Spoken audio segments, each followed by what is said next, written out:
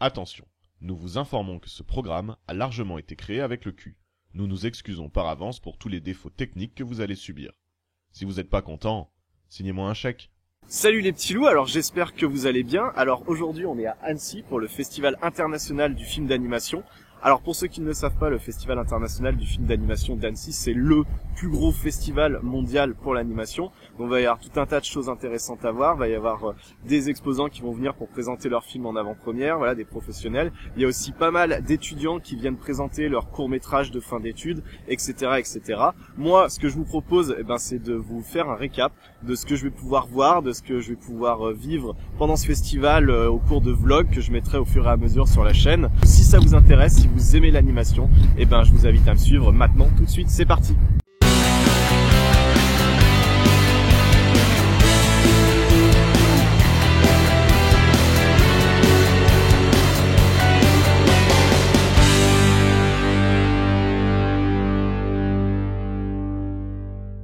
Alors, en fait, pour repartir à Annecy, on part en covoiturage.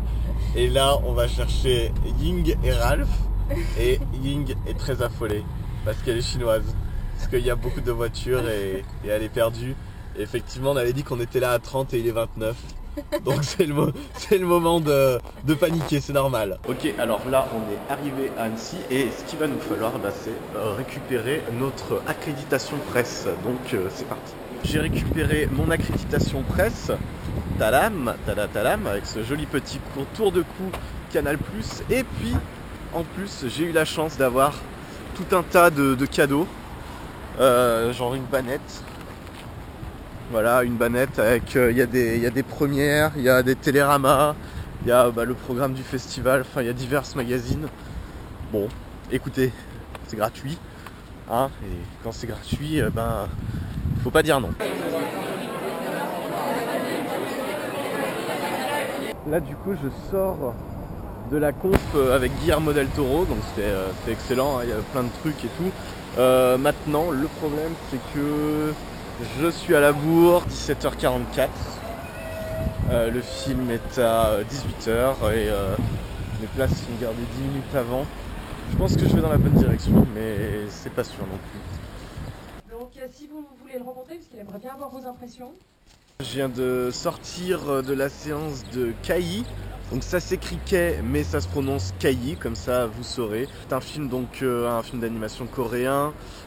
C'était plutôt sympa, c'était un peu gentillet. J'ai eu du mal à rentrer dans le film parce que le problème c'est quand on est habitué à se taper des Miyazaki, des studios Ghibli et compagnie, on s'attend à beaucoup plus de finesse. Là, on sent qu'il n'y a clairement pas le même moyen qu'au Japon, il n'y a clairement pas la même maîtrise, il n'y a clairement pas la même finesse d'animation. Et ça n'a pas été évident à rentrer dans le film. En plus, le héros est un petit peu con-con, le genre de truc qui me rebute de base. Donc voilà, mais au fur et à mesure de l'intrigue, finalement, je suis rentré dedans. C'est vraiment un conte dans la pure lignée un petit peu de Princesse Mononoke, en beaucoup moins noir, en beaucoup plus fantaisiste, c'est clairement plus fait pour les enfants, etc. Mais voilà, on retrouve les mêmes archétypes de personnages, les mêmes esprits de la forêt, etc. etc. Donc voilà, c'était plutôt sympa, mais ça reste très mineur, c'est un petit peu décevant. Là du coup, je vais voir Louise en hiver, qui est un film d'un studio français, je sais pas trop ce que c'est en fait, véritablement. J'y vais pour faire plaisir à ma copine et je ne devrais pas, puisque pendant que moi je vais voir des films coréens plutôt bif-bof, madame se récupère au KLM des petites dédicaces de Guillermo del Toro. Donc voilà, tranquille, hein. Waouh. On voit même pas ce qu'il y a écrit. Il sait pas écrire.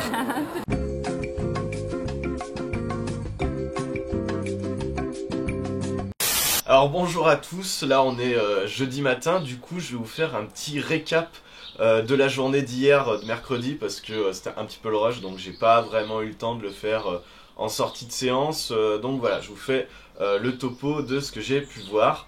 Le premier truc, le gros morceau par lequel j'ai attaqué, forcément c'était la conférence avec Guillermo del Toro. Dans un premier temps, en fait, ils ont parlé bien 40 minutes, 40-50 minutes de ses films live, de comment il appréhendait le cinéma, de quelles étaient les différences pour lui entre le cinéma live et le cinéma d'animation.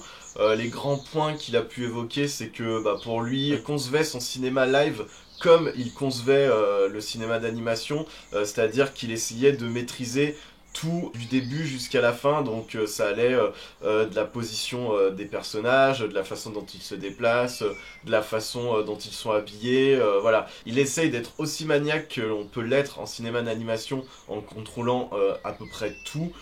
Sachant que en film c'est beaucoup plus dur, mais voilà, lui il essaye de s'imposer ces contraintes-là, et c'est pour ça qu'il était assez content de rentrer vraiment de plein pied dans le cinéma d'animation. Ensuite, du coup, ce qu'ils nous ont présenté, c'était la nouvelle série Troll Hunter. Ça va être diffusé sur Netflix d'ici la fin d'année 2016.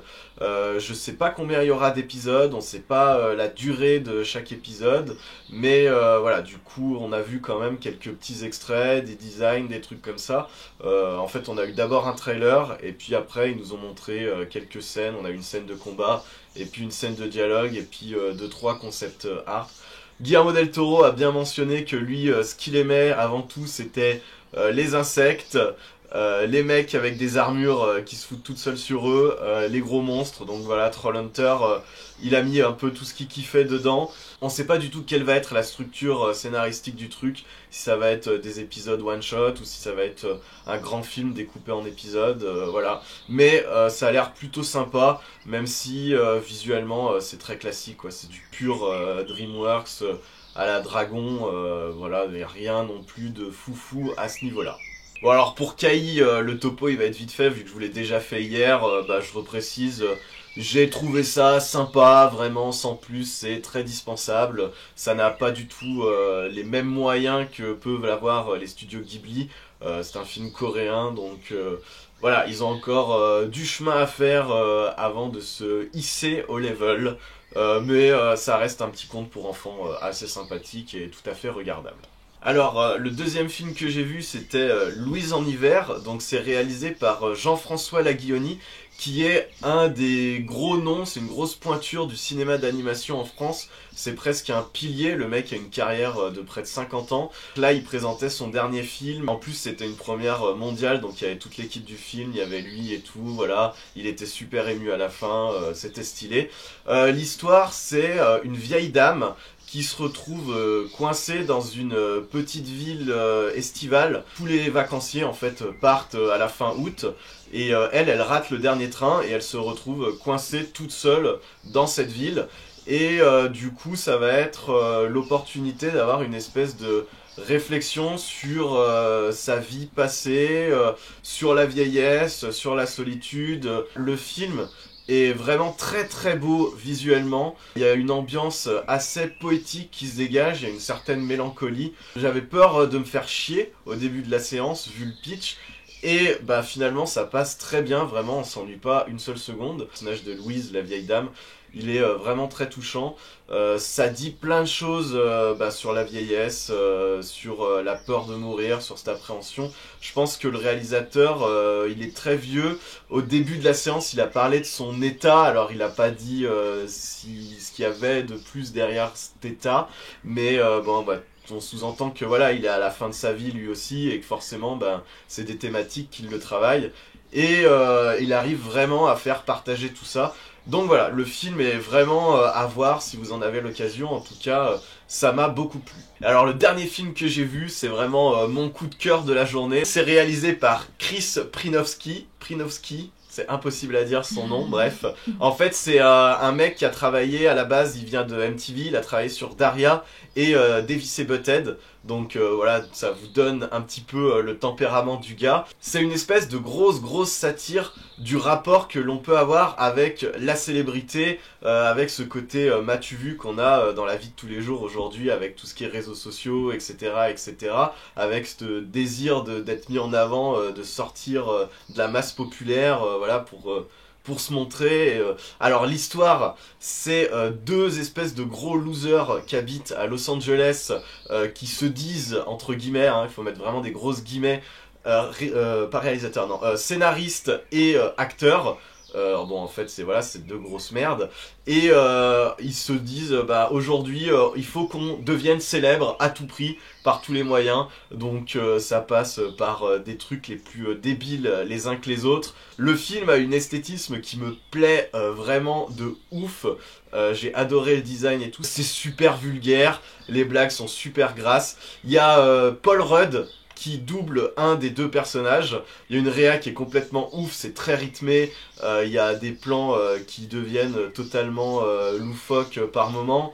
Il y a une séquence où je me demande s'ils n'ont pas fait appel à plein d'autres animateurs parce que on retrouve la patte graphique de plein d'autres gens connus, notamment Bill Plympton. Le film vraiment est hyper satirique, il est très rentre dedans.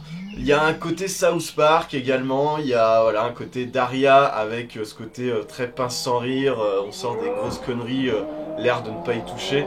Vraiment voilà, j'ai adoré la séance même si on était un petit peu crevé parce que c'était la fin de la journée. Voilà bon du coup désolé là pour ces avis un petit peu balancés en vrac comme ça en fin de vidéo. Pour les prochains vlogs je vais essayer de faire des sorties de séance vraiment après chaque séance. J'essaye mais des fois il faut un petit peu rusher donc voilà. J'espère en tout cas que ça vous a plu et puis je vous dis à très vite, ciao ciao.